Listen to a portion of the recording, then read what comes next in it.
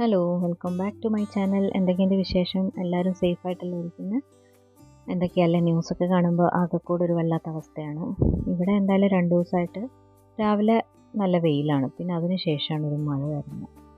അതുകൊണ്ട് വലിയ കുഴപ്പമൊന്നുമില്ല. മഴയുണ്ട്, ഫുൾ ടൈം മഴയാണ്, സ്കൂളൊന്നുമില്ല, അങ്ങനെ പോകുന്നു. പിന്നെ നമ്മുടെ പൂച്ചക്കുട്ടി എന്തായാലും അതിൻ്റെ മേത്തെ ഡിസൈൻ നോക്കി അടിപൊളിയായിട്ടുണ്ടല്ലേ, മാർബിൾ പോലെയുണ്ട്, മാർബിൾ കേക്കിൻ്റെയൊക്കെ ഡിസൈൻ പോലെയുണ്ട്. മാർബിളിന് പേരിട്ടാലോ എന്ന് ആലോചിക്കുകയാണ്. ഇപ്പോഴത്തേക്ക് പൂച്ച പൂച്ച എന്നാണ് വിളിക്കുക. അപ്പോൾ ഇന്നത്തെ റെസിപ്പിയിലൂടെ നമുക്ക് പോകാം. ഒരു ഹെൽത്തി ആയിട്ടുള്ളൊരു പനീർ റെസിപ്പി ആട്ടോ. 2 എണ്ണം ഉണ്ട്, ഒരു ഡെസേർട്ടും ഒരു സാൻഡ്വിച്ച് പോലത്തെ. അപ്പോൾ ഞാൻ ആദ്യം ഒരു പനീർ സാൻഡ്വിച്ചാണ് ഉണ്ടാക്കുന്നത്. അപ്പോൾ ഗ്രേറ്റ് ചെയ്യുക പനീർ, അതും അതിൻ്റെ കൂടെ തന്നെ ഉള്ളി ഇടണം, ചെറുതായിട്ട് ചോപ്പ് ചെയ്ത്. പിന്നെ ക്യാരറ്റ് ഇടണം, ക്യാപ്സിക്കം ഉണ്ടെങ്കിൽ അതിടണം, ഒത്തിരി നല്ലതാണ്, നല്ല ടേസ്റ്റ് ആയിരിക്കും ക്യാപ്സിക്കം ഇടുമ്പോൾ. എൻ്റെ കയ്യിൽ ഇല്ലാത്ത കാരണം ഞാൻ ഇട്ടില്ല എന്നുള്ളൂ. പിന്നെ പനീറും പിന്നെ കുറച്ച് ഉപ്പും കുറച്ച് പെപ്പറും കൂടി ഇട്ടിട്ട് നന്നായിട്ട് നമ്മൾ മിക്സ് ചെയ്യണം. ഇപ്പോൾ ഒരു ഹെൽത്തി വേർഷൻ ആണെങ്കിൽ മയണൈസ് ചേർക്കണ്ട, ഞാനിവിടെ എഗ്ലെസ് മയണൈസാണ് ചേർത്തിരിക്കുന്നത്. ഇനി നമുക്ക് കേർഡ് ചേർക്കാം. പുളിയില്ലാത്ത തൈരില്ലേ, അതൊരു വലിയ സ്പൂണൊന്ന് ചേർത്തിട്ട് നന്നായിട്ടൊന്ന് മിക്സ് ചെയ്യുക. നല്ലൊരു പേസ്റ്റ് പോലെ ആവും കേട്ടോ. അതുപോലെ നന്നായിട്ട് മിക്സ് ചെയ്യുക. എന്നിട്ട് നമ്മൾ സാധാരണ പോലെ തന്നെ ബ്രെഡിൻ്റെ സ്ലൈസ് എടുത്തിട്ട് അതിലൂടെ നമ്മളിത് സ്പ്രെഡ് ചെയ്ത് കൊടുക്കുക. കുറച്ച് അത്യാവശ്യം നന്നായിട്ട് സ്പ്രെഡ് ചെയ്യണം, തിന്നായിട്ടല്ല, ഒരു നല്ലൊരു ലെയർ ആയിട്ട് സ്പ്രെഡ് ചെയ്തിട്ട് ശേഷം നമ്മൾ ടോസ്റ്റ് ചെയ്തെടുക്കുക. അപ്പോൾ ഞാൻ സ്പ്രെഡ് ചെയ്യുന്നതിന് മുന്നേ ബ്രെഡിൻ്റെ സ്ലൈസിൽ ഞാനൊരു സോസ് അപ്ലൈ ചെയ്തിട്ടുണ്ട്. സെഷ്വാൻ സോസാണ്. അതൊക്കെ ഓപ്ഷണലാണ്, അതൊന്നും ആവശ്യമില്ല. നമ്മൾ ജസ്റ്റ് ബട്ടർ മാത്രം ഒന്ന് ബ്രെഡിൻ്റെ സ്ലൈസിലോട്ട് ഒന്ന് സ്പ്രെഡ് ചെയ്തിട്ട് നമ്മൾ ഈ സാൻഡ്വിച്ചിൻ്റെ ഫില്ലിംഗ് ഇല്ല, അത് നന്നായിട്ട് ഒരു ലെയർ കൊടുത്തിട്ട് നമ്മൾ നന്നായി ടോസ്റ്റ് ചെയ്തെടുത്താൽ മതി. നല്ല അടിപൊളി ടേസ്റ്റിന് കുട്ടികൾക്കും നമുക്കും ഒക്കെ ഇഷ്ടമാവും കേട്ടോ, എല്ലാവർക്കും ഇഷ്ടമാവും. നല്ല ഹെൽത്തി അല്ല, നല്ല ഫില്ലിങ്ങും ആയിരിക്കും. രാവിലെ വേറെ ഒന്നും ഉണ്ടാക്കാൻ പറ്റുന്നില്ല, അല്ലെ ബ്രേക്ക്ഫാസ്റ്റിനൊന്നും പറ്റുന്നില്ലെങ്കിൽ നമുക്കിതുപോലെയൊക്കെ ഉണ്ടാക്കാം, പെട്ടെന്ന് പണി തീരും. എന്നിട്ട് നല്ല ബട്ടറിൽ നന്നായി ടോസ്റ്റ് ചെയ്തെടുക്കുക, അത്രയേ ഉള്ളൂ, വളരെ സിമ്പിളാണ്.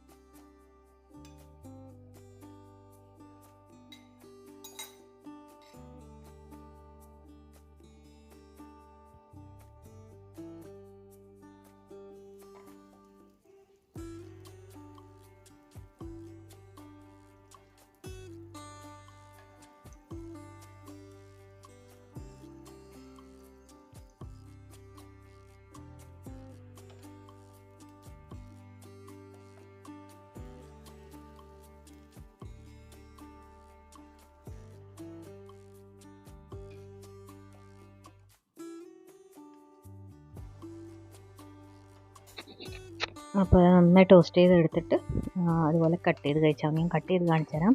നല്ലൊരു ലെയർ നന്നായിട്ട് ഇതിൻ്റെ അകത്ത് മെയിൻ ചെയ്യേണ്ടത് നമ്മൾ ഒരു നല്ലൊരു ഫില്ലിങ് കൊടുക്കണേ, നല്ല തിക്കായിട്ടുള്ളൊരു ലെയറായിട്ട് കൊടുക്കണം, അപ്പോഴേ അതിനൊരു ടേസ്റ്റ് ഉണ്ടാവുള്ളൂ. അതാണ്, അടിപൊളിയാണ്. അടുത്തത് ഞാൻ ഉണ്ടാക്കിയത് ഒരു മസാല ദോശയാണ്. അപ്പോൾ ഞാൻ അത് ഉണ്ടാക്കിയപ്പോൾ ഞാൻ എന്തായാലും വീഡിയോ എടുക്കാമെന്ന് വിചാരിച്ചു.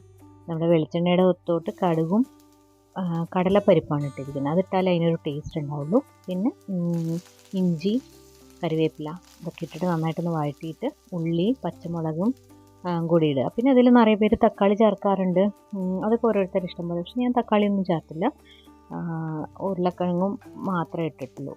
ഓക്കെ, അപ്പോൾ ഉള്ളിയും പച്ചമുളകൊക്കെ നന്നായി വഴന്ന് വരണം. അപ്പോൾ അതിൽ മഞ്ഞൾപ്പൊടി കുറച്ച് കൂടുതൽ ഇടണം, ഉപ്പും കൂടി ഇട്ട് നന്നായി വഴറ്റിയതിന് ശേഷം നമ്മൾ ഉരുളക്കിഴങ്ങ് നന്നായിട്ട് വേവിച്ച് നന്നായി പൊടിച്ച് വയ്ക്കണേ. കട്ടിയൊന്നും ഇല്ലാതെ നല്ല സ്മൂത്തായിരിക്കണം ആ പേസ്റ്റ്.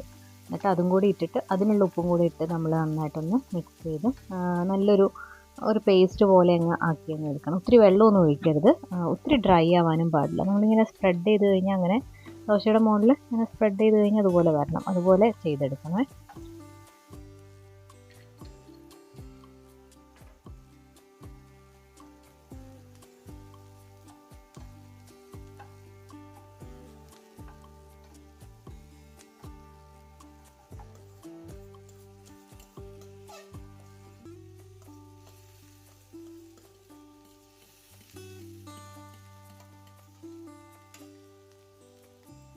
എന്നിട്ട് നമ്മൾ അതിൻ്റെ അകത്തോട്ട് കുറച്ച് മല്ലിയില, എനിക്ക് മല്ലിയില ഒത്തിരി ഇഷ്ടമല്ലാത്ത കാരണം പേരിന് മാത്രമേ ഞാൻ ചേർത്തിട്ടുള്ളൂ. എന്നിട്ട് ഇതുപോലെ നന്നായിട്ട് മിക്സ് ചെയ്തെടുക്കണേ, അതിലാണ് കാര്യമുള്ളത്.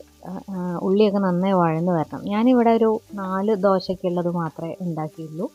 കൂടുതൽ വേണമെങ്കിൽ അതിനനുസരിച്ച് നമ്മൾ ഉണ്ടാക്കുക. നല്ല ഫില്ലിംഗ് ആയിരിക്കും, 2 ദോശ കഴിച്ചാൽ തന്നെ നല്ല ഫില്ലിംഗ് ആയിരിക്കും. അതേപോലെ മാവ് നന്നായി തിന്നായിട്ടങ്ങ് പരത്തിയെടുക്കണം. ആദ്യം പരത്തിയിട്ട് നമ്മൾ, ഇത് ഞാനൊരു വീഡിയോയിൽ കണ്ടത്, ഇതൊരു ഫുഡ് ബ്ലോഗർ ഇതേപോലെ ഏതൊരു ഹോട്ടലിൽ കാണിച്ചപ്പോൾ ഞാൻ ആ ഒരു ടിപ്പ് നോക്കിയതാണ്. ഞാൻ ബട്ടറും കൂടെ ഇതിൽ ചേർത്തിട്ടുണ്ട്. കണ്ടില്ലേ, ബട്ടർ ഇട്ടിട്ട് കുറച്ച് നെയ്യും കൂടെ ഒഴിച്ചിട്ടാണ് ഈ ദോശയൊന്ന് മുരിച്ചെടുത്തത്. അതൊരു പ്രത്യേക ടേസ്റ്റാണ്. എന്നിട്ട് ഈ മുകളിലത്തെ ഈ ഭാഗമില്ലേ, അതൊക്കെ ഒന്ന് നമ്മൾ തവി വെച്ചൊന്ന് പ്രസ് ചെയ്ത്, അതായത് കണ്ടില്ലേ ഇതുപോലെ അങ്ങ് ചെയ്ത് കഴിഞ്ഞ് കഴിഞ്ഞാൽ ഉണ്ടല്ലോ നല്ല ക്രിസ്പി ആയിട്ട് കിട്ടും, വെന്തും കിട്ടും. അപ്പോൾ തിരിച്ചിടണ്ട, നമുക്ക് നല്ല വെന്ത് വരും. എന്നിട്ട് നന്നായി മുരിഞ്ഞ് കിട്ടണം. എന്നിട്ട് നമ്മൾ വേണം ഈ പേസ്റ്റ് അതിന് മുകളിലിട്ട് നമ്മൾ മടക്കിയെടുക്കാൻ. അങ്ങനെ നമ്മുടെ മസാല ദോശ റെഡി. ഇത്രയേ ഉള്ളൂ, വളരെ സിമ്പിളല്ലേ.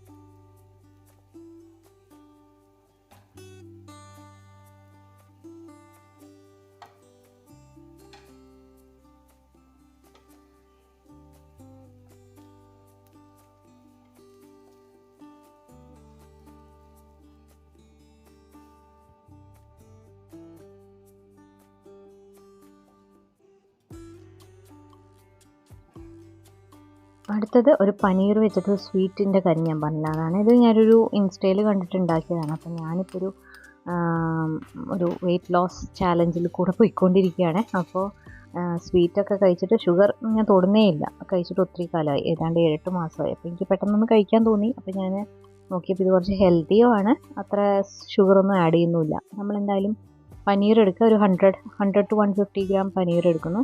അത് മിക്സിയിലോട്ട് ഇട്ടിട്ട് ഒരു 8-9 സ്പൂണ് പാലൊഴിക്കുക.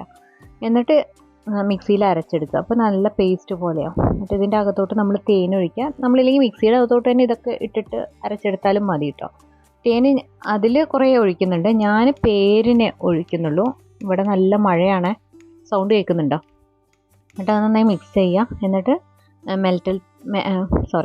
മെൽറ്റഡ് ചോക്ലേറ്റ്, അത് നമ്മുടെ കുക്കിംഗ് ചോക്ലേറ്റ് പോലത്തെ ഉണ്ടാവുമല്ലോ, നമ്മൾ കേക്കിനൊക്കെ വേണ്ടിയിട്ടും ഒക്കെ യൂസ് ചെയ്യില്ല, വലിയ block compound chocolate, dark chocolate ആണ്. അപ്പോൾ ഇതിന് സ്വീറ്റ്നെസ് കുറച്ച് കുറവാണ്, അപ്പോൾ അത് കാരണമാണ് ഞാൻ ഇതെടുത്തത്. അതും ഒരു കുഞ്ഞു പീസ് മെൽറ്റ് ചെയ്തത്, ഞാൻ ഒത്തിരി എടുത്തില്ല. അതൊക്കെ ടേസ്റ്റ് വേണമെങ്കിൽ നമുക്കിതെല്ലാം കൂടുതൽ മെൽറ്റ് ചെയ്തെടുക്കാം കേട്ടോ. ഞാനെല്ലാം കുറച്ചൊരു പേരിനാണ് എടുത്തത്. എന്നിട്ട് അത് നന്നായി മിക്സ് ചെയ്യുക. എന്നിട്ട് അതിൻ്റെ മുകളിൽ അതേ ആ ചോക്ലേറ്റ് വെച്ചിട്ട് തന്നെ നന്നിട്ട് ഗ്രേറ്റ് ചെയ്ത് മേലെ ഇടുക. അപ്പോൾ ഒരു നല്ല ഭംഗിയായിരിക്കും. എന്നിട്ട് നമ്മൾ ഫ്രിഡ്ജിൻ്റെ അകത്തോട്ട് വയ്ക്കുക. അപ്പോൾ നൈറ്റ് വെച്ചിട്ടൊരു 6 to 7 hours 8 hours ഫ്രിഡ്ജിൽ വെച്ച് കഴിഞ്ഞാൽ എന്നിട്ട് എടുത്തു കഴിഞ്ഞാൽ നല്ല ഒരു പുഡിങ്ങിൻ്റെ പോലെ ഉണ്ടാവും, നല്ല ടേസ്റ്റാണ്. അത്യാവശ്യത്തിനുള്ള, ഇപ്പം ഞാൻ എടുക്കുന്ന പോലെ എടുക്കുകയാണെങ്കിൽ അത്യാവശ്യത്തിനുള്ള മധുരമേ ഉള്ളൂ, വലിയ മധുരം എന്നൊന്നും പറയാൻ പറ്റില്ല. അപ്പം മധുരം കൂടുതൽ വേണ്ടവർ അതിനനുസരിച്ച് കൂടുതൽ എടുക്കുക. അപ്പോൾ അത്രയേ ഉള്ളൂ. ഇത് അടിപൊളിയായിരുന്നേ. ഇത് നല്ല നമ്മളിങ്ങനെ ഒരു എന്താ പറയുക, ഡയറ്റൊക്കെ നോക്കുന്ന ആൾക്കാരാണെങ്കിൽ ഇങ്ങനൊരു സ്വീറ്റ് കഴിക്കണം, അല്ലെങ്കിൽ ഒരു ഡെസേർട്ട് കഴിക്കണം എന്നൊക്കെ തോന്നുകയാണെങ്കിൽ ഇതുപോലെ ഒന്ന് ട്രൈ ചെയ്താൽ മതി. പനീറാണ് സാധാരണ നമ്മൾ പുഡിങ്ങൊക്കെ ഉണ്ടാക്കണമെങ്കിൽ കസ്റ്റേർഡ് പൗഡറും പിന്നെ കോൺഫ്ലോർ, ബ്രെഡ് ഇതൊക്കെയാണ്. അപ്പോൾ അതൊക്കെ കുറച്ച് അൺഹെൽത്തി അല്ലേ. ഇതാകുമ്പോൾ കുറച്ച് നല്ലതാണല്ലോ എന്ന് വിചാരിച്ചിട്ടാണ് ഇത് ട്രൈ ചെയ്തത്.